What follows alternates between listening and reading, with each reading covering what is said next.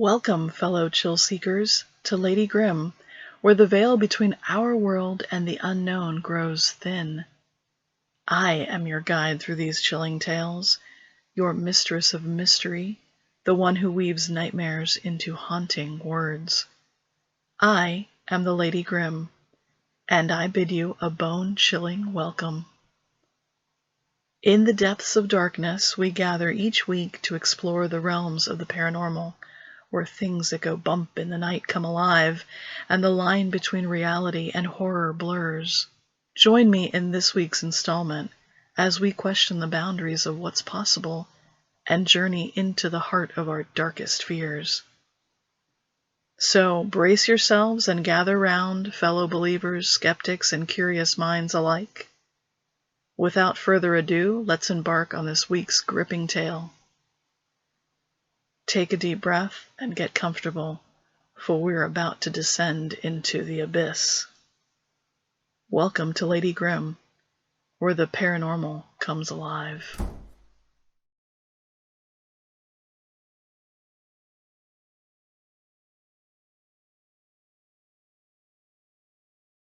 Another set of researchers was arriving at McMurdo in 40 minutes, which meant I'd be back in the water in under 12 hours.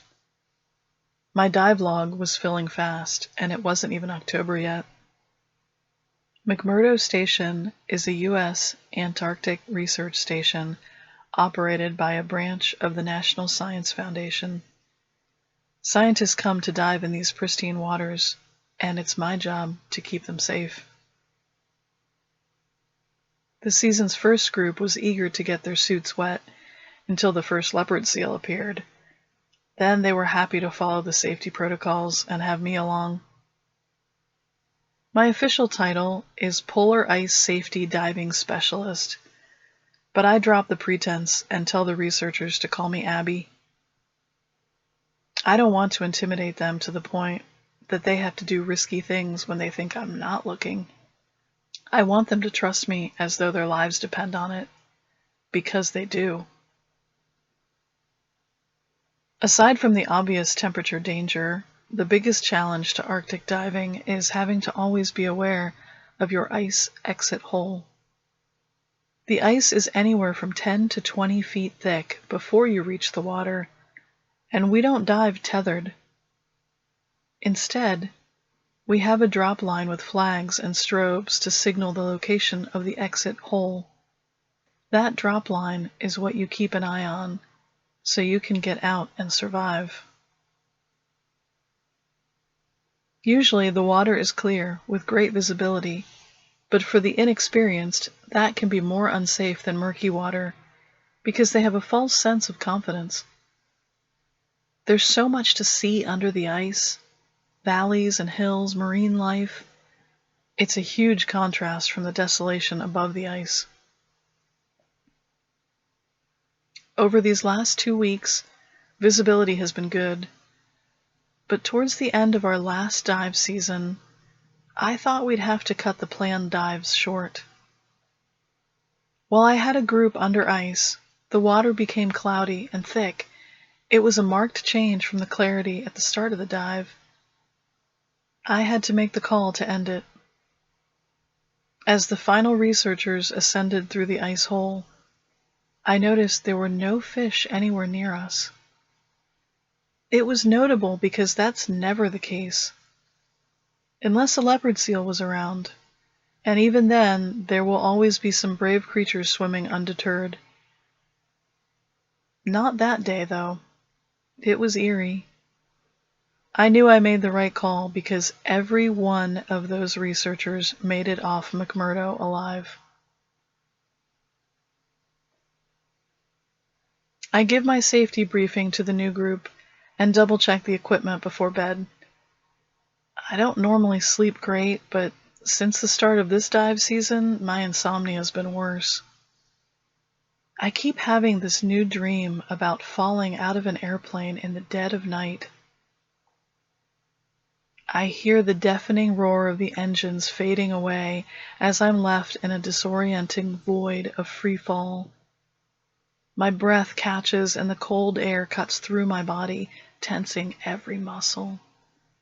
Through the inky blackness, there's no reference point, no visual cues to guide me, no lead lines with flags or strobes to signal the exit hole. Panic sets in as I realize the horrifying reality that somewhere beneath me, the ground is waiting. The terrifying uncertainty of where and when I'll meet the unforgiving earth intensifies with each passing second. With the wind rushing past me, I can't breathe or scream or see. I'm just falling. Until I wake up, soaked in my own sweat, in the dark. I've been sleeping with the door to the bathroom cracked for light. It's my strobe in the water. I get up early to check the conditions before the group dive. I'm one of just a handful of people moving around the dive prep area this early. I log my time and head out onto the ice. I always hold my breath as I step off the ice into the hole. It's a grounding ritual of sorts. As I drop, the weight of the thick diving suit and equipment press upon me, and I feel my anticipation build. The first sensation almost overwhelms me, the biting chill that penetrates every layer of my suit, reminding me of the unforgiving frigid environment. The water, crystal clear and unfathomably deep, stretches in all directions. A vast expanse, both beautiful and terrifying. Surrendering to the buoyancy, I float effortlessly, suspended in the water, feeling weightless, at the mercy of the currents. The silence is profound, broken only by distant echoes of cracking ice, and the occasional bubbling releases of trapped air. With each exhale, I find my center. The world above fades away in the clear water. Sunlight dances through the frozen ceiling, casting a blue glow illuminating this alien planet beneath the ice. Pristine ice formations, like sculptures, jut out in all directions. But with all the distracting beauty, danger is ever present. I scan for leopard seals, but I see none. The ice hole above is usually clear of currents thanks to a nearby ice shelf blocking them, but it also decreases visibility in that direction. I check the designated dive area and prepare for my ascent. I turn towards the exit hole and estimate it will take about 30 seconds to reach it. Swimming towards it, I notice the hole shift and see a flutter in the drop line. One of the strobes goes dark. I blink, my eyes fixed on the line. It doesn't seem to be shifting with a current, it just hiccuped. I stare at it as I approach, but there's no change. I reach for the end of the line and hold it as I swim up towards the hole. As I reach my arms up towards the ice, something hits my back hard, causing me to release the line and overshoot the hole. The impact is jarring, a powerful force reverberating through my body, throwing me off balance. The water turns turbid, reducing visibility to just a few meters. I'm disoriented and reach blindly for the drag line. Looking around, there's nothing nearby, not even the smaller fish. It feels like the underwater world is holding its breath.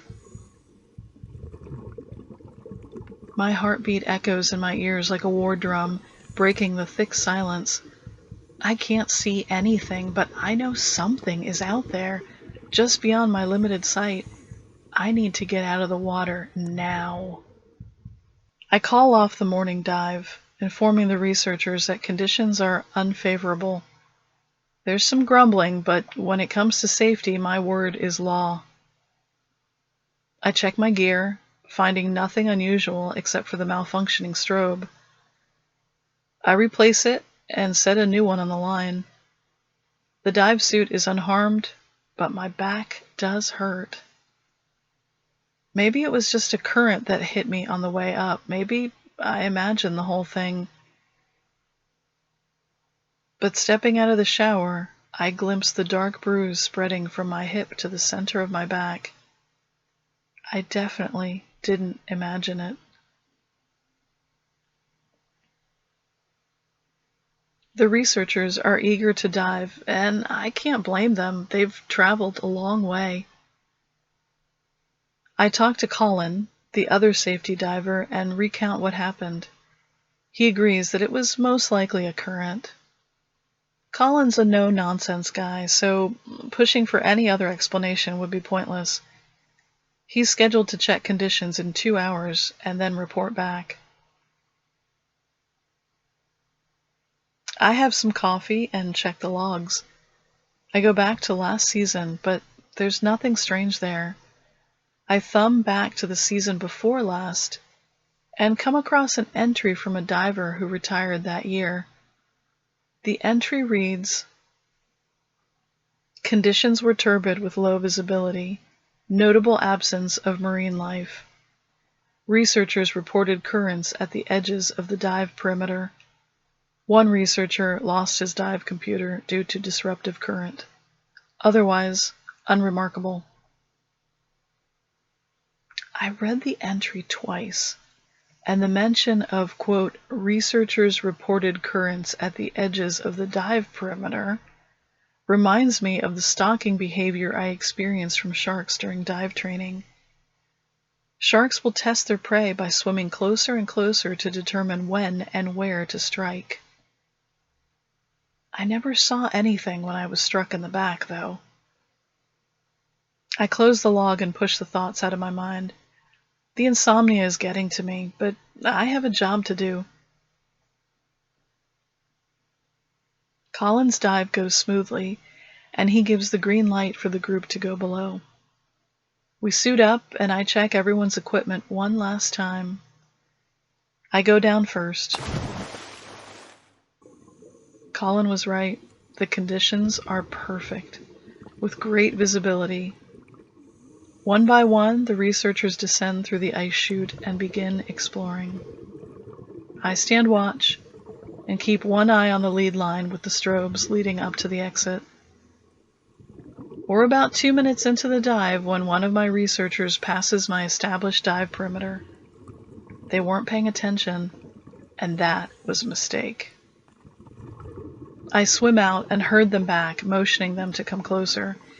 I circle around them to check the edge of the perimeter, when suddenly I feel a hard bump at my back.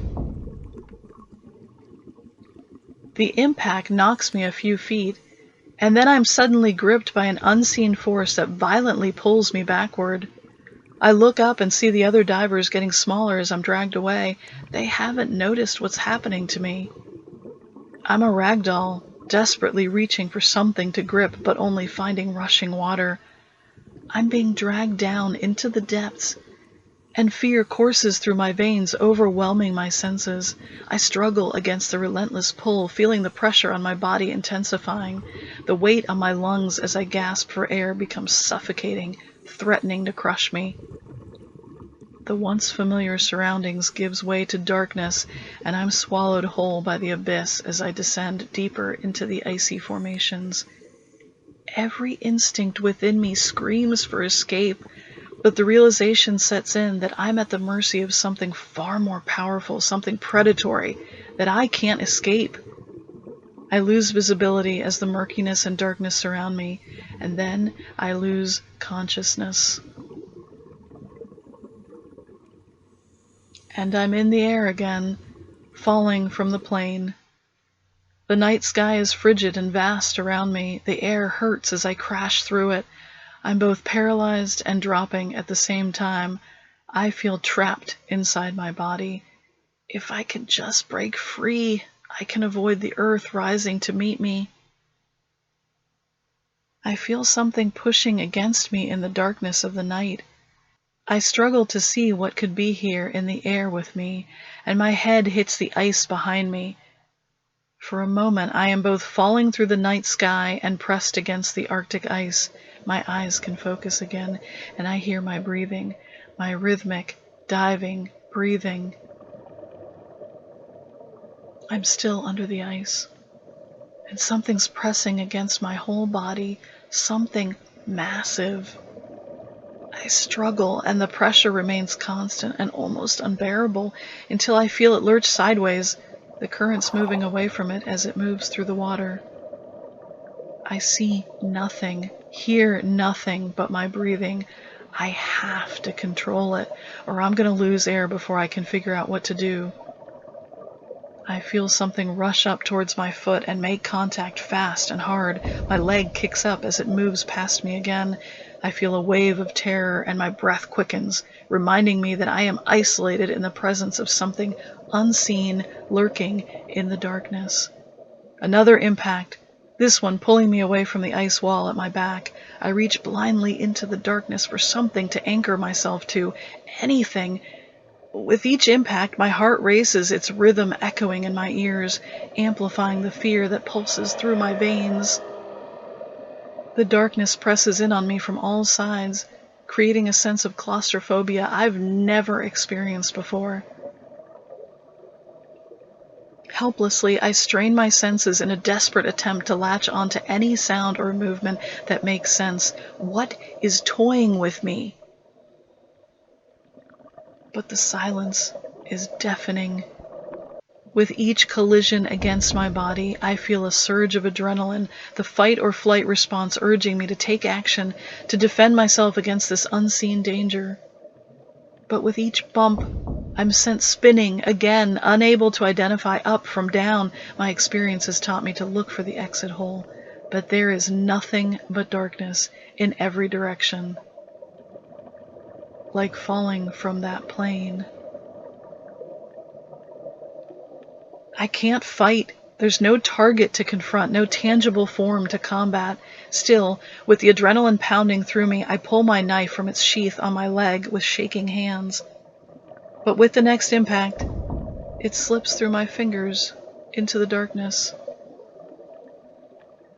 I reach for it, knowing the absurdity of my useless defense. But even that lifeline is gone now. My mind races with questions, and I imagine whales, massive leopard seals, anything that would explain what's tormenting me, but nothing fits the size and strength of what is here in the darkness with me. I struggle to maintain my composure, my senses on high alert, trying to measure the breaks between each impact, but they're unpredictable. There's no pattern. I'm at the last of my air and strength. I have to act. I pick a direction and swim.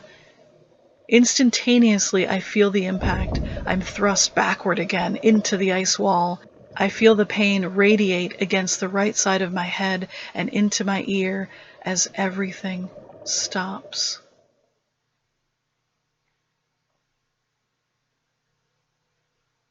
I feel the pain before I even open my eyes. As consciousness slowly drifts back to me, I blink against the blinding brightness all around me. I'm disoriented and hazy, but my senses are getting clearer. I struggle to piece together the fragments of my fractured reality. I hear the voices of the divers around me and feel pressure on my shoulders.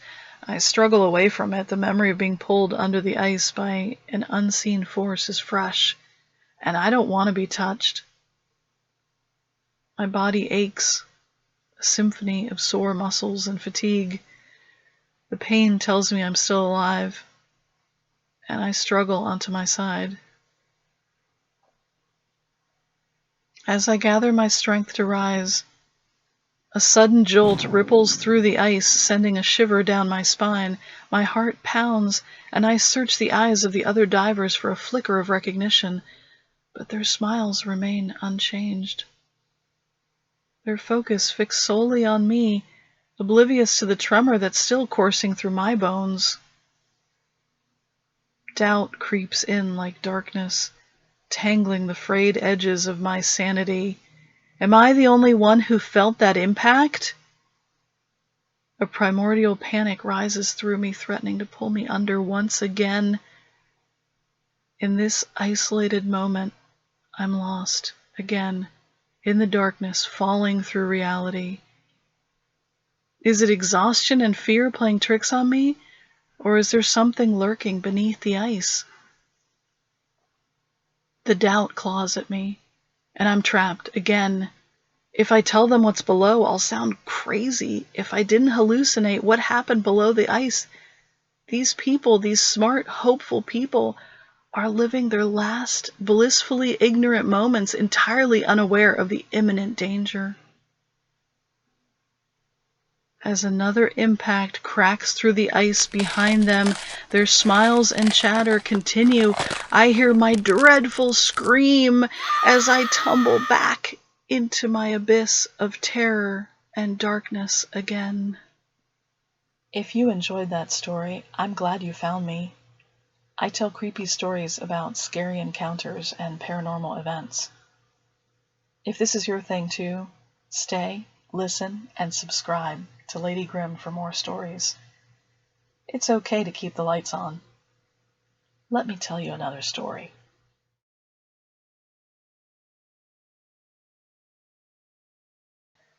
I live in Oklahoma, where we're no strangers to massive thunderstorms that can shake the very foundation of a house.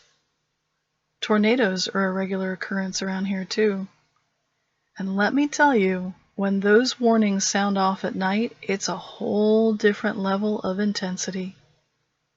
The darkness wraps around you, and you're left with nothing but your instincts to survive. It was July, and the weather forecast predicted another round of chaos for tonight. I made sure to check the batteries in my flashlight, knowing full well that I might need them. Hours later, I was abruptly awakened by a wall-shaking crack of thunder and a blinding flash of lightning that pierced through my room. The storm had arrived with a vengeance. I reached for my phone to check the time, but it wasn't where I had left it. I always had my phone with me. I was still foggy with sleep, listening to the relentless downpour outside, when I reached for the flashlight just in case the power went out. It wasn't where I'd left it either. I sat up and swung my legs off the bed. That's when I felt it. A sudden movement at the foot of my bed, as if something had jumped off of it. I don't have a dog or a cat. My mind struggled to make sense of it. I focused my eyes where I had felt the movement, hoping to catch a glimpse of what had stirred. I held my breath, desperate to hear any sign of movement. Then the house plunged into an eerie stillness as the hum of the AC stopped. The power had gone out, leaving me in pitch-black darkness with the raging storm outside. I pressed myself against the wall, sliding my hands against it to orient myself. I inched blindly along the wall, my outstretched hand fumbling through the darkness. I reached the bedroom door, and that's when I heard it. An earth-shattering roar like a freight train echoed in my bedroom, and I knew there was a tornado nearby. My blood ran cold. In a surge of adrenaline, I turned and lunged towards my closet, the only space in my small house with no exterior walls or windows. My heart raced as I tried to become fully awake and reach the closet before disaster struck. I felt the edge of the door, twisted the doorknob, and slid inside the cramped space. I was drenched in sweat now, panting and bracing for impact, my heart pounding in my chest. The walls felt like they were closing in, pressing against me as I clung to the little space I had left, careful to avoid the stacked boxes that crowded the back. The relentless storm outside raged on. But then I heard another sound. It was the distinct sound of heavy breathing behind me. My muscles tensed, and I turned to face what was in the closet with me. I huddled closer to the closet's wall, straining to see through the darkness. With my trembling hand, I groped for the closet door, ready to swing it open and make a run for it. But then my other hand brushed against something solid. My old baseball bat. With a tight grip on the bat, I turned and swung as hard as I could into the darkness. I heard the crash and felt 1,000 tiny cuts all over my arms, face, and shoulders. I stumbled backwards and fell. That's when I remembered the mirror at the back of my closet. I laughed nervously, relieved it was only my mind playing tricks on me. I slumped down to the ground and caught my breath. The storm was subsiding, and I had to go clean myself up. I took a deep breath to calm down and leaned forward to stand up. I felt the tiny droplets of blood tracing their path down my arm. Before I could get up, I felt something slowly lick the trickle of blood on my arm. I don't have a dog or a cat.